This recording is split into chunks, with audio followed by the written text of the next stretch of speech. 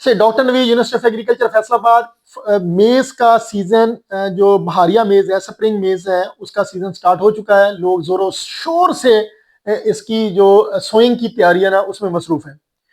उसमें major issue जो था, वो जो जो मसला था वो हल हो चुका है अल्हम्दुलिल्लाह। जो मैं पिछले 2 दिनों से देख रहा हूँ, टेम्परेचर था, टेम्परेचर आइडियल है।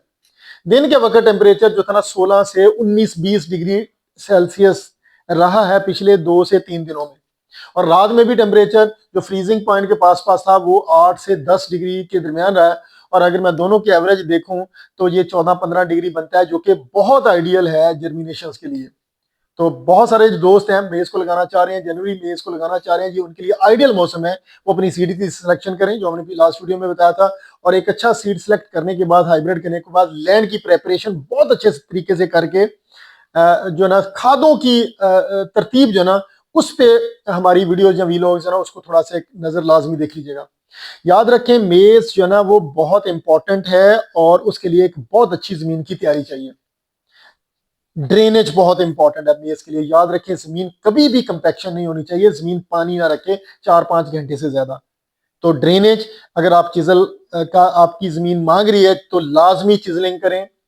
और उसके बाद अच्छी हल चलाएं और उसके बाद सुहागा के साथ उसको फाइन या पुलवराइज्ड सॉइल जो ना करके फिर बेड निकालें। लेकिन जब मैं खादों की बात करूंगा तो डेफिनेटली फास्फोरस और पोटाश सबसे इंपॉर्टेंट है बेसल डोज में। दोनों ही मोबाइल न्यूट्रिएंट है, मार्केट में बेशुमार फास्फोरस के सोर्स अवेलेबल हैं, लेकिन आपको एक इकोनॉमिकल सोर्स चाहिए। 45 किलो, 40 से 45 किलो फास्फोरस जो है ना वो आपको 1 एकड़ मेज के लिए चाहिए। आप अगर 150 मन तक मेज लेना चाहते हैं। पोटाश इंपॉर्टेंट है। पोटाश जो है ना वो भी एटलीस्ट आपको कम से कम वो 70-75 किलो तक चाहिए। तो याद रखें 60 से 70 किलो तक पोटाश चाहिए और वो 2 बैग से लेकर 2.5 बैग तक आपकी पोटाश पूरी करेंगे। लेकिन इट ऑल डिपेंड, ये सारा कुछ करता मुनहसर है कि आपके सॉइल का टेस्ट क्या है, आपकी जमीन में ऑल्सन पी कितना है अवेलेबल, फास्फोरस कितना है 6 ppm 10 ppm, आपकी सॉइल में पोटाश कितना है, जो कि बहुत खतरनाक हद तक जो है ना वो डिक्लाइन हो चुका है, नीचे जा चुका है 100 ppm से भी नीचे। तो इसलिए मैं रिकमेंड करता हूं कि आप पोटाश का सस्ता सोर्स लें, एमओपी। अनबिलीवेबल 7,500 रुपए का पोटाश मिल रहा है जी मार्केट में। एमओपी पोटाश का सोर्स 7,500 का मिल रहा है। कोई जरूरत नहीं है परेशान होने की कि ये क्लोराइड है। क्लोराइड कुछ नहीं कहता, ट्यूबवेल के पानी से कई गुना ज्यादा क्लोराइड आते हैं। लेकिन भूलिएगा नहीं, एमओपी को बायोएक्टिव सल्फर के साथ ट्रीट करवा के फिर आप इसको एसओपी में कन्वर्ट करवा सकते हैं। इकोनॉमिकल है, 2 बैग दिए जा सकते हैं। 7,500 रुपए का कोई जरूरत नहीं है सॉल्युबल पोटाश में आने की, जो कि आपको मार्केट में 7,500 रुपए का 25 किलो मिल रहा है। और आप 25 किलो सॉल्युबल पोटाश से मक्की की जरूरत पूरी नहीं कर सकते।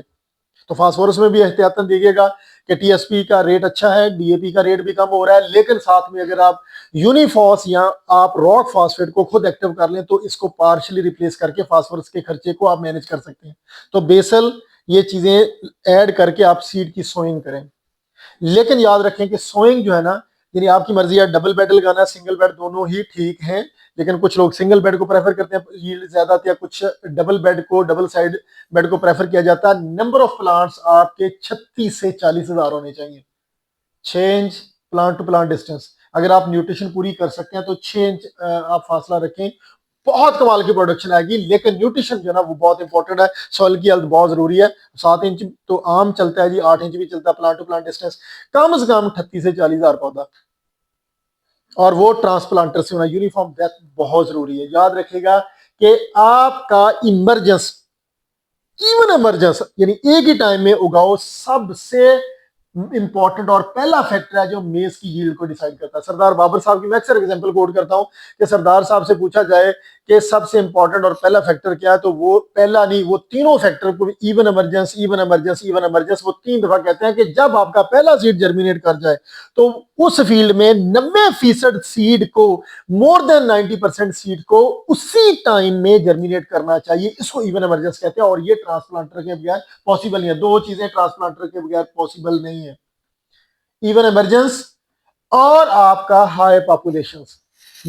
मैकेनाइज्ड आपको ट्रांसप्लांटर चाहिए। तो सरदार साहब माशाल्लाह चाइना से, लवाल ग्रुप से उन्होंने रिसेंटली इंपोर्ट किए हैं वो पहुंचने वाले हैं, पुराने प्लांटर भी उनके पास अच्छे हैं, तो ये ध्यान में रखिएगा। अब जब आपने मेज लगा दी तो उसके बाद आप सादा पानी लगाते हैं, और स्टार्ट में याद रखिएगा कि जब आपका मेज जर्मिनेट करना शुरू हो जाए तो माइक्रो न्यूट्रन बहुत जरूरी है। स्टार्ट में micro nutrient cocktail 2 litre flood करवाएं। हम इन जर्नल मेज को खुराक देते हैं V4 लीव से, यानी 4 पत्तों, V4 स्टेजेस से। वी इमरजेंस आपको VE पे माइक्रो न्यूट्रन देना है, और वो 2 लीटर माइक्रो न्यूट्रन कॉकटेल दें VE पे। पौधा जो ना उसके पास अपना 14-15 दिन का खुराक रिजर्व मौजूद होता है। वी इमरजेंस पे माइक्रो न्यूट्रन कॉकटेल, V2 या 3 स्टेज पे अगर पानी लगता है तो फास्फोरस को और पोटाश को मोबिलाइज करने के लिए सादा जो है ना वो बायोएक्टिव सल्फर फ्लड करवा सकते हैं, जिससे फास्फोरस की अवेलेबिलिटी बहुत इंश्योर हो जाएगी शुरू वाले दिनों में। तो जब पौधा V4 स्टेज पे आए, V4 टू वो V6 स्टेज पे, पौधे को जस्ट आपको 10 से 15% नाइट्रोजन टोटल जो का चाहिए होती है। आधा बैग आधा बैग यूरिया जो है ना वो आप बायोएक्टिव सल्फर 1 किलो के साथ फ्लड करवा दें V4 टू V6 स्टेज के दरमियान। अच्छा, उसके बाद V8 इंपॉर्टेंट है, 40 किलो यूरिया चाहिए और साथ में बायोएक्टिव सल्फर चाहिए। उसके बाद याद रखिएगा बहुत इंपॉर्टेंट है V9 टू V12 स्टेज। आपका पौधा 9 से 12 पत्तों के दरमियान डिसाइड करता है कि उसने नंबर ऑफ रोज और कितनी बननी है, यानी एक कॉब में लाइनें कितनी होगी दानों की, और एक लाइन में दाने कितने होंगे। V9 टू V12 9 से 12 पत्तों के दरमियान पौधा डिसाइड करता है, और वहां पे पोटाश बड़ी जरूरी है, एक बेसल में। और बेसल के बाद जब आप बायोएक्टिव सल्फर फ्लड करेंगे तो पोटाश की अवेलेबिलिटी, फास्फोरस की अवेलेबिलिटी बढ़ेगी, और वो इंश्योर होना चाहिए कि V6 के बाद V9 से V12 तक आपकी पोटाश डेफिशिएंट ना हो, फास्फोरस डेफिशिएंट ना हो। उसके बाद हमें V10 तक जो ना वो 3 बैग यूरिया हर सूरत देने ही देने हैं। जब आप 3 बैग यूरिया देंगे तो फिर जाके फसल की नाइट्रोजन रिक्वायरमेंट पूरी होगी, लेकिन हर यूरिया के साथ 2 kg बायोएक्टिव सल्फर देना है, ताकि उस वक्त टेम्परेचर भी रेज होना है और यूरिया के लॉसेस को रोकना है। तो सिर्फ और सिर्फ बायोएक्टिव सल्फर अप्लाई करेंगे या वेस्ट डिकम्पोजर फ्लड करेंगे। अच्छा, आपकी फसल टेसल पे चली गई, टेसल के बाद 1-2 पानी हम सादा लगाते हैं, एक पानी स्पेशली सादा लगाते हैं। टेम्परेचर ज्यादा होने की वजह से केयरफुल रहना है कि पानी की डेफिशिएंसी ना आए। अच्छा, उसके बाद आपकी ग्रेन फिलिंग स्टार्ट होती है जी। ग्रेन फिलिंग इंपॉर्टेंट है, और आपको क्रॉप का 20%, 15 से 20% आपको पोटाश और नाइट्रोजन जो है ना वो आपको ग्रेन फिलिंग स्टेज पे देना है। 75 दिन तक ये पुराना कंसेप्ट खत्म हो गया कि गोब तक अपनी खुराक पूरी कर लें, यानी टेस्लिंग तक। हमें इसको 2 डोजेस 10 किलो MOP पोटाश, यानी आप अगर बेसल में 1.5 बोरी रखें या 1 बोरी रखें तो 1 बोरी पोटाश को ऊपर आप 2 से 3 किस्तों में फ्लड करवा सकते हैं, एक 9 से 12 पत्तों के दरमियान। उसके बाद एक हिस्सा आप टेसल पे ले जाएं और एक हिस्से को 2 स्प्लिट करवा दें ग्रेन फिलिंग स्टेज पे। तो ग्रेन फिलिंग स्टेज के ऊपर 15 किलो से 20 kilo urea, 10 kilo MOP potash, bioactive sulphur, और उसके बाद एक आखिरी डोज आपने 75 दिन पे देनी है, वो भी 10 किलो MOP पोटाश के साथ 15 से 20 किलो यूरिया, साथ में 2 किलो बायोएक्टिव सल्फर। हमारा एक प्रोडक्ट है बायोएक्टिव सिलिका। गर्मी की सर्दी की जो स्ट्रेस आती है, पेस्ट की जो स्ट्रेस आती है, उसके लिए वो बहुत ही जरूरी है। दरमियान में किसी जगह पे आप अगर बायोएक्टिव सल्फर को रोक लें तो बायोएक्टिव सिलिका 2 से 3 किलो लाजमी फ्लड करवाएं। अच्छा, इसके साथ प्लांट प्रोटेक्शन में आपको देखनी है, शूट फ्लाई का स्प्रे करना है, सीड ट्रीटमेंट लाजमी अच्छी फंजीसाइड से होनी चाहिए, शूट फ्लाई का स्प्रे लाजमी करवाएं, और एट लीस्ट आपको फॉल आर्मी वर्म को केयरफुली मॉनिटर करना है। अगर पौधा छोटा है तो आप एटलीस्ट एक स्प्रे करवा दें जिसमें मेक्टन ल्यूफ्रान के साथ कोई इंडेक्सा का आपको साल्ट का मिक्सचर हो। और जब आपका पौधा नी हाई, यानी आपको 6 पत्तों पे आ जाए, 7 पत्तों पे आ जाए, या 7-8 पत्तों पे आ जाए, तो फिर आप इसमें दानेदार अप्लाई करें। और दानेदार में कोई जरूरत नहीं है मार्केट के महंगे जहर लेने की, आप सेल्फ मेड दानेदार बना सकते हैं।